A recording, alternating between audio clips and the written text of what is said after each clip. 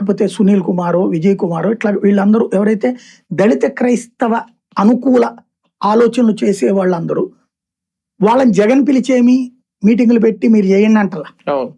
కానీ వాళ్ళు మాట్లాడే ప్రతి మాట కూడా జగన్ దే అనే ఫీలింగ్ హిందువుల్లో పెరుగుతుంది, భావోద్వేగం పెరుగుతుంది.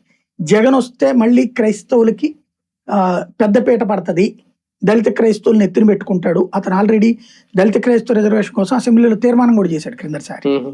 కాబట్టి దళిత క్రైస్తవ రిజర్వేషన్ వ్యతిరేకిస్తున్నటువంటి వర్గం హిందువుల్లో మెయిన్. వాళ్ళందరూ కూడా జగన్ ని క్రిస్టియన్ కాన్సెప్ట్ లోనే చూస్తారు. అది అతనికి పెద్ద మైనస్. ఆ ఇంపాక్ట్ అతన్ని దెబ్బతీసే అవకాశం ఉంటుంది. అంటే రాజధాని ఎఫెక్ట్ అయితే గెలిపోవటంలో అయితే డిసైడ్ ఉండదు నాకు తెలిసి. అంటే అది ఈ విజయవాడ గుంటూరు నేను చెప్పిన ట్వీట్ లో ఉండాలి. ఇక్కడ ఉన్నటువంటి వాళ్ళలో ఎక్కువగా ఈ యాంటీ దళిత్ రిజర్వేషన్ కాన్సెప్ట్ లో ఉంటారు.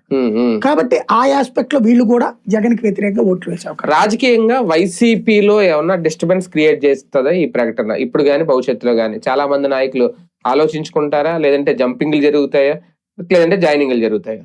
తెలుగుదేశం జనసేన బీజేపీ కూటమి తలుపులు తెరిస్తే జరుగుతాయని నేను ఆశించా. పవన్ కళ్యాణ్ చేరికల కమిటీ పెట్టాడు, తెలంగాణలో పెట్టాడు, ఇక్కడ పెట్టాడు. ఎవరు వచ్చారు? నేను ఎక్స్పెక్ట్ చేసింది అయితే వైసీపీ వాళ్ళు మొదటి 6 నెలల్లో జరుగుంటే వైసీపీ వాళ్ళల్లో అనేక మంది బీజేపీకి కానీ జనసేనకి కానీ వెళ్ళిపోయేవాళ్ళు. కానీ మొదటి 6 నెలలు తెలుగుదేశం ఆపింది. 6 నెలలు ఏంటి, 2 ఏళ్ళు ఆపింది. మొదట్లో వెళ్ళిన